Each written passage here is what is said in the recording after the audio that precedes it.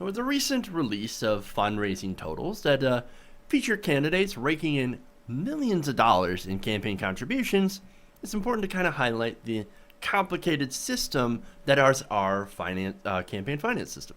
Now, especially when in this case, what's going on now is something that members of the Supreme Court years ago, just several years ago, were saying was unrealistic. So we get into the issue of joint fundraising committees. Now, these fundraising committees actually link state Democratic parties, in this case to the DNC, and then they'll use that link to funnel money from the state parties to the national parties and then to a particular candidate. So it's this big fundraising link. Now, this is according to available campaign finance records. All right, 22 of these state parties that were linked to the Hillary Victory Fund have actually received about $938,500 from this fund and then sent the same amount back to the DNC. Now, the Clinton campaign also claims to have raised an additional $18 million itself, which it can funnel back to the different political party committees. So now this issue with money moving through joint fundraising committees through state parties and then to the national party committees is kind of a way to get around these campaign contribution limits. It's a very complicated system of loopholes and essentially moving money around to different parts of the party now that they're linked. To get a better explanation, we'll go to Paul Blumenthal of Huffington Post. He'll explain. Quote, donors are limited by how much they can give to campaign committees, national committees, and state party committees. A single donor can give about $5,400 to a candidate's campaign to cover both a primary and general election. Now, of that, they can give $33,400 annually to a national party committee, general fund, and $10,000 annually to each state party. Now, what these limits are known as, they're known as base contribution limits. Now, additionally, since 2014, the 2014 Omnibus Bill, donors can also give over $100,200 annually to each of the national parties' committee's convention. Basically, that's a building and legal funds, and it's thanks to the Omnibus. Now, here's the issue. Since the Hillary Victory Fund links the Clinton campaign, the DNC, and 33 state parties, the total amount a donor could give is actually $669,400 per year. Now, technically, a maximum contribution to the fund would have to be $330,000, and it should be split between the 33 state parties. It's supposed to be $10,000 apiece, right? 33 state parties, that's $330,000.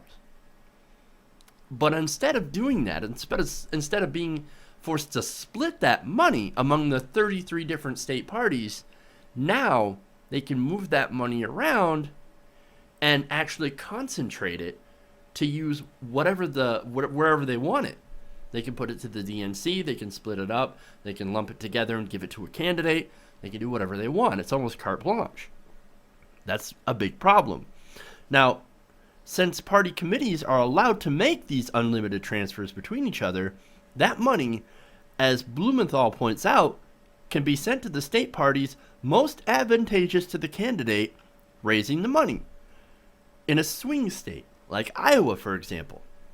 Or, as he explains, the Hillary Victory Fund says that the money can be sent to the DNC, which distributes that money as they see fit. And they could distribute it to Hillary Clinton's campaign. Do you see how this works? Now, wealthy donors like Fred Eichhorn, MK, and J.B. Pritzker, and Donald Sussman have actually seen their six-figure contributions to the Hillary Victory Fund split into sections of $33,400 contributions to the DNC and $10,000 to a variety of state parties. The state parties have then sent the exact amounts received from the Hillary Victory Fund donors directly to the DNC. Now, it's not just Hillary Clinton. There are other people that are doing this. However, there's a big difference. For example, Bernie Sanders also has a joint fundraising committee linked to the DNC. However, it just raises money for the DNC. It doesn't actually raise money for the state parties. Now, the DNC offered these joint fundraising agreements to all the candidates. So even Martin O'Malley, right? But only Clinton accepted an agreement that included the state parties, so that then she could fundraise off people giving to the state parties, as they can move that money around anywhere. Like I said, this is a complicated situation, but such is our our political contribution system, right? Our campaign finance system. So this money essentially can be just spread around and essentially funneled into whatever the DNC deems appropriate. Now, of course, sometimes this can help in battleground states. That can be a good thing. It can help in down ballot votes, et cetera, right? It can help in a particular state, and it can even help a particular candidate. Maybe a candidate in a southern state that needs a little money, needs a little help. They could do that. But most likely, we've seen that they haven't been. And that's a bit of a problem. Now, it hasn't always worked this way. There used to be those base contribution limits, but those are gone. And it was made possible by the Supreme Court's ruling in McCutcheon versus FEC. That was back in 2014. Now, that actually overturned aggregate campaign contribution limits. Now, prior to this decision, individual donors were actually limited to giving $123,000 in overall contributions to campaigns, parties, and political action committees in each 2-year election cycle. Now, that didn't involve super PACs or anything. So you had that limit. Every 2 years, you could only give to all of those different organizations $123,000. Now, you can give much more. Now, these limits were put into place to prevent this kind of thing from happening, to prevent money from being moved between party committees or PACs to allow a donor to give more than their limit to a single candidate or party committee. So here's the irony in this. This is actually helping Hillary Clinton and the Democrats raise tons of cash and then shift it wherever they want. But it's the Supreme Court that's conservative that made it happen.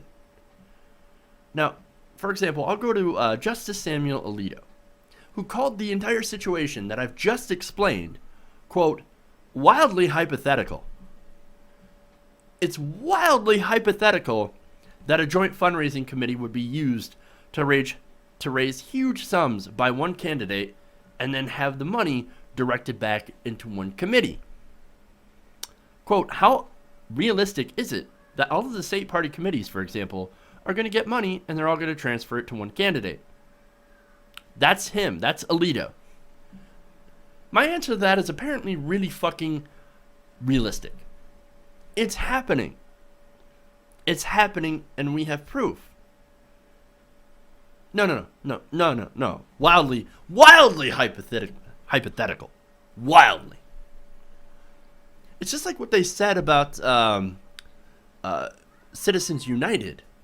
How it wouldn't have the appearance of corruption having all this money flooding into the political system. How'd that turn out? Oh, right. Terribly wrong. Terribly wrong. Now, Chief Justice John Roberts, who was actually the author of the McCutcheon decision, he actually had the most outrageous quote in my opinion.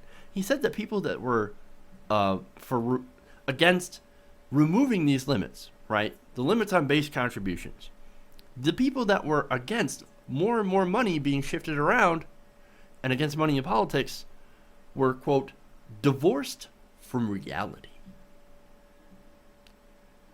Who's the one divorced from reality at this point?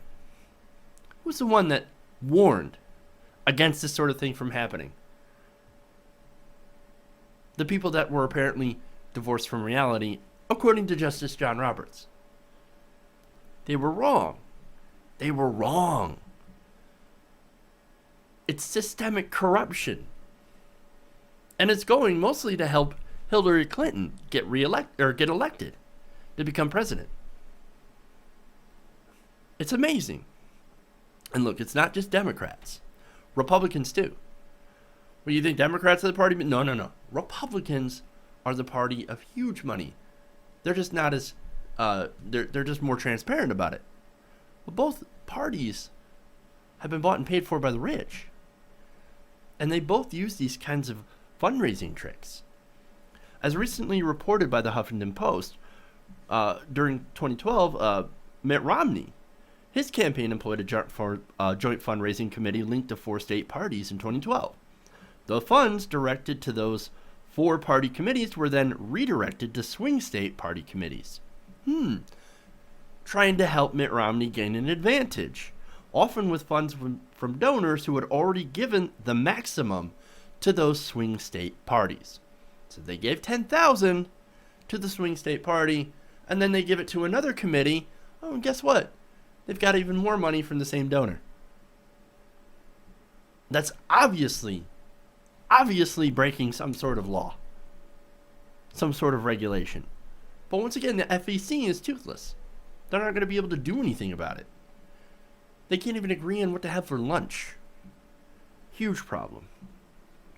Now, similarly, joint fundraising committees connected to Eric Cantor, former Representative Eric Cantor, and 2012 Senate candidate Josh Mandel, included both state and local party committees.